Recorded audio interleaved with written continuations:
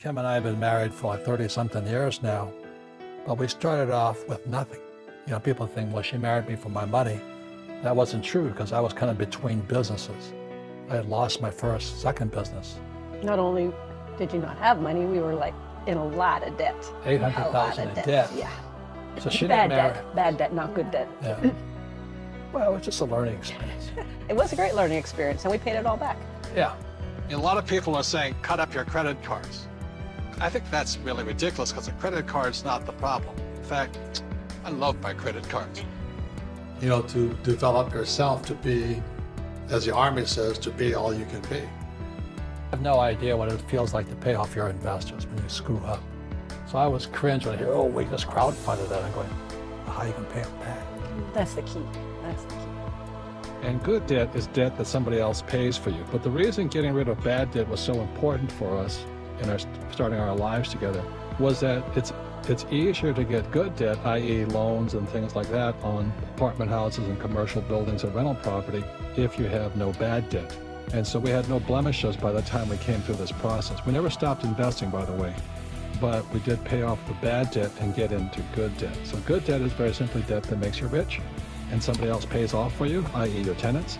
And bad debt is debt that makes you poorer every month and you have to pay for. So we'll start with steps for getting out of debt. So step number one is you got to tell yourself the truth. And I think that's one of the hardest things I had to do because, you know, Kim had never met a financial disaster like me before. She couldn't believe anybody could be driving a Mercedes and living in a nice hotel right on the shores of Diamond Head and be flat broke, but also deeply in debt. And I kept pretending I was rich, and that was, you know, I was faking it till I make it, and, you know, I was praying to God and Jesus and Buddha and hoping that money would come by and pretending I had no debt, and I was looking good and, you know, eating in the best restaurants and flaunting the cash, but I was flat broke. You can fake your girlfriends, but you can't fake your wife. And so the first thing I had to do with Kim was sit down and eventually tell her the truth that I wasn't as rich as I looked.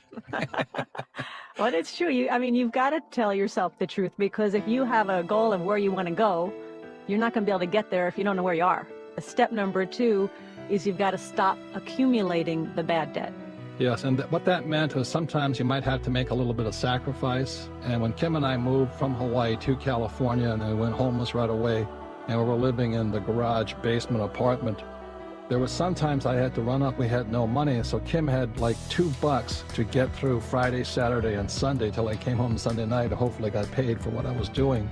Number three is make a list of all, and the key word is all, the debt that you owe. And she's still giving me a dirty look when she says the word all, because you know, I had so much debt I didn't want to tell her, and I kept sneaking off and paying bills here and sneaking around there, and finally she says, you know, because I didn't want to tell her how bad the Titanic was that I ran aground, called my last business.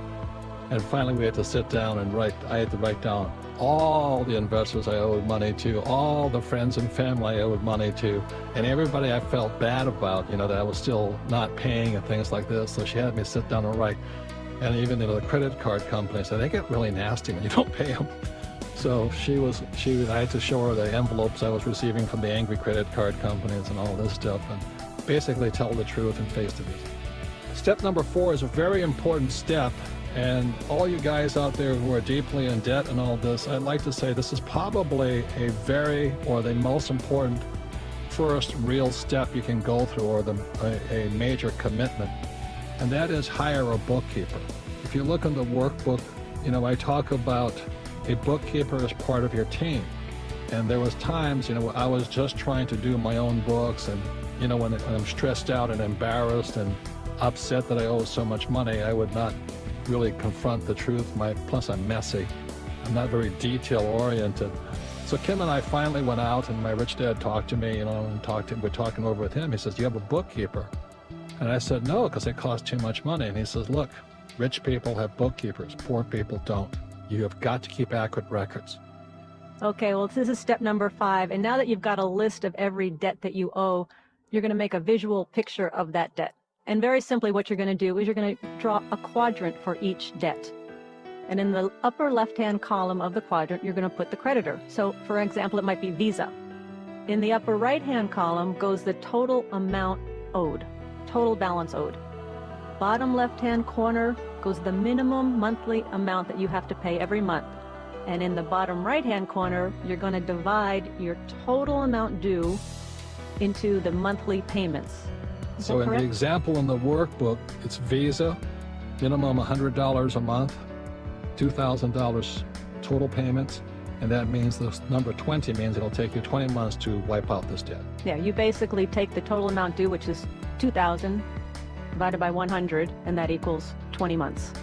So for every single debt that you have, you're going to draw this visual. And again, refer to the workbook because it's in there. It'll make it very, very clear. But for every single debt, you're going to set up this quadrant, and you're going to have this circled number that says how many months it will take to pay these off. When Kim and I met, we had nothing. It took us 10 years to go from nothing to financially. So she was 37, I was 40. But that's the power of focusing on assets versus liability. Most people are so busy working for money, so busy trying to pay their bills, and so busy buying liabilities they think are assets. So my first gift to Kim was the accounting game to get her head in here, and today we're financially free. So everybody can do it. It's a matter of putting your head into the right column. And then for me, it was in '73, I took my first real estate investment course here. I'm free. You know, I lost money, made money back, but I never got out of the asset. You know, there's a lot of people who can't make $1,000. And the reason they can't make $1,000 is because mentally, emotionally, spiritually, and physically, they're not capable of making $1,000, whatever the case is. So Kim and I today are in the multi-millions of dollars in making money, but we wouldn't have gotten there because one time we were having trouble at $1,000. So every time we had a problem, we had to get bigger than the problem.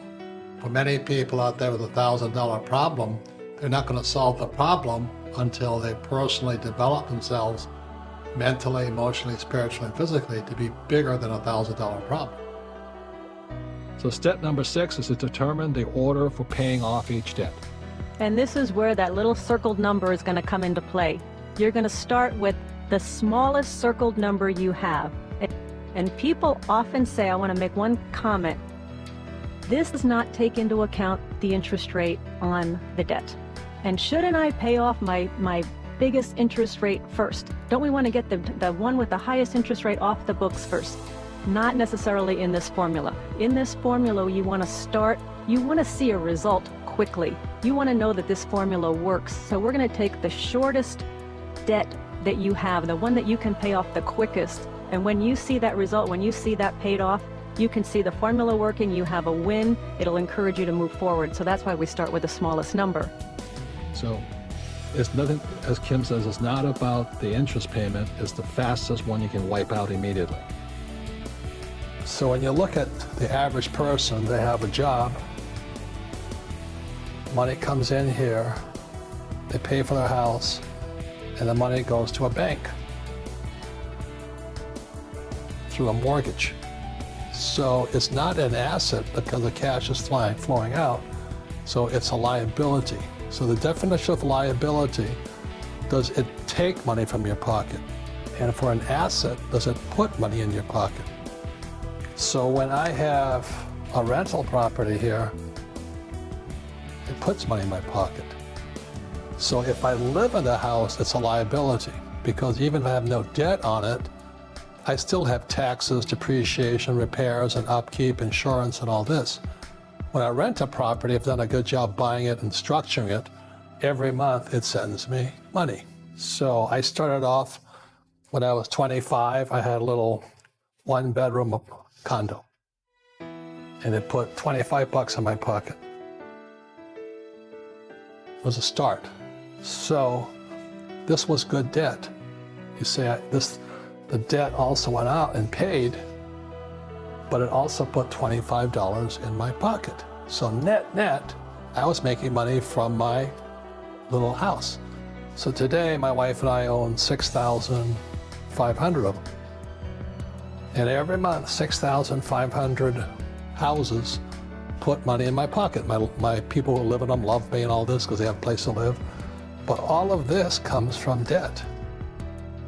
So we have the 100% finance here. It's all debt. So this is good debt. And what makes it good debt are the two most important words: cash flow. We became financially free instead of going back into debt or just spending that cash on doodads and things like this. For those of you who are rich dad, poor dad, or played the cash flow game, you know what we do is we invest that money even faster.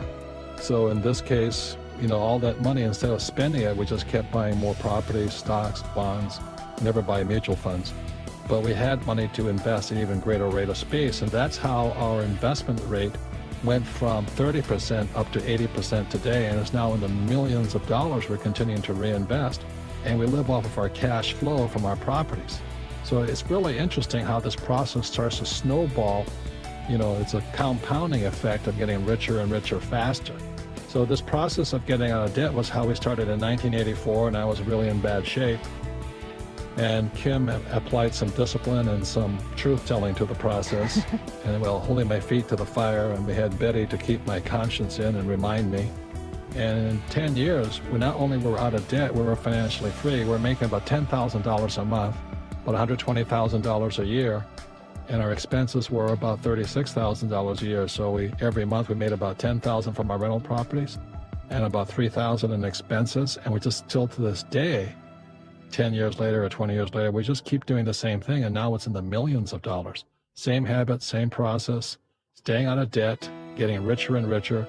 We have a lot of good debt, lots and lots of apartment houses and commercial buildings, but that's good debt, and that's how we get richer and richer and reinvesting. We don't believe in living below our means. I mean, today, you can say, well, when do we start enjoying our money? Today, Kim and I own about 7 cars, lots of houses. We travel by private jet and all that, but we have the cash flow from our investments doing that, and not our credit cards paying for that stuff. And it's not debt, it's income coming into us constantly. So our assets from our investments buy our liabilities today. And the reason so many people get in trouble in the first place is they buy liabilities first, and then they try and buy assets second, and it never happens. They just keep buying more liabilities like cars, boats, and things like this. By getting out of debt, bad debt, and then buying assets, now our assets buy our liabilities. So we still have a great lifestyle, incredible lifestyle. The best thing is we don't have to worry about money. We don't have to worry about anything, because we always have more and more money coming in because the process keeps going. It takes discipline and dedication, and remember, it is a process. It is a process, from going from where you are to where you want to be. And if you don't have dedication and discipline, the process falls apart. Not because it's a bad process, but because you lack discipline and dedication.